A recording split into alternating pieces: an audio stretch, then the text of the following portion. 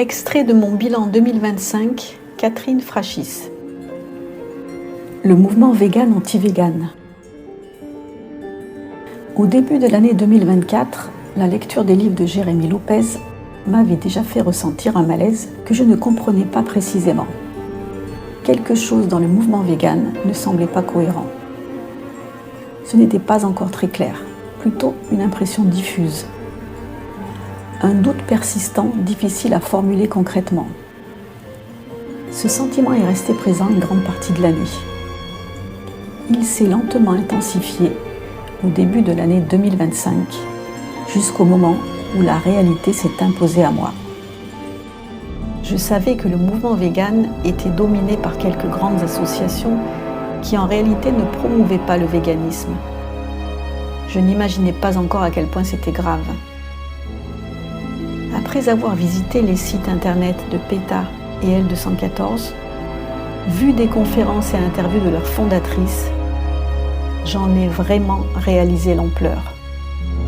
J'étais choquée. Voilà ce qui m'est apparu. Au départ, Ingrid Newkirk et Brigitte Gauthier, les fondatrices de PETA et L214, ont une bonne intention. Elles veulent sincèrement mettre fin à l'exploitation des animaux. Mais ensuite, dans les faits, cette intention est contredite par leurs propositions d'action et par leurs messages. Le problème fondamental de ces associations, c'est que justement, leurs actions ne rejettent pas le fait que les animaux sont exploités. Au contraire, elles le promeuvent en se focalisant uniquement sur la façon dont ils sont exploités. Ces associations ont une stratégie qui se résume ainsi. Tout d'abord, le public est sensibilisé à la souffrance des animaux grâce à des actions de communication. Une fois touché par la cause animale, on lui propose d'agir. Soutenir financièrement l'association, signer des pétitions. Le but est toujours le même. Exiger des réformes et des lois pour améliorer le bien-être des animaux ou pour abolir un certain type d'exploitation, tels que la corrida, la fourrure, que les gens rejettent déjà majoritairement et qui n'a pas de lien avec leur réalité quotidienne. Aider grâce à quelques clics est à leur portée et leur donne bonne conscience sur leur rapport aux animaux. C'est là le cœur du problème. Les non-véganes ne sont pas mis face à leurs responsabilités morales.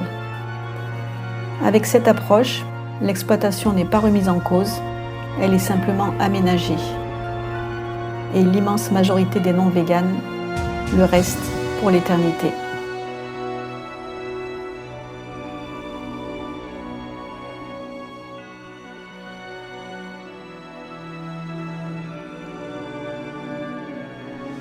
Ça m'a sauté aux yeux.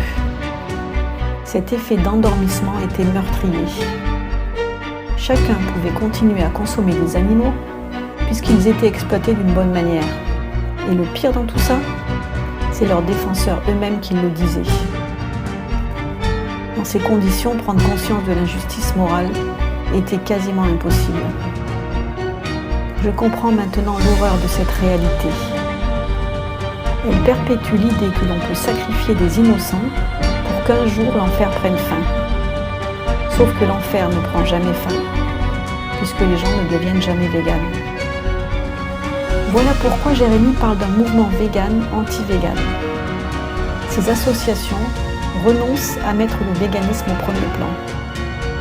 Elles ne libèrent pas les animaux, elles les condamnent. Le monde vegan, tel un appât, miroite au loin et nous échappe éternellement.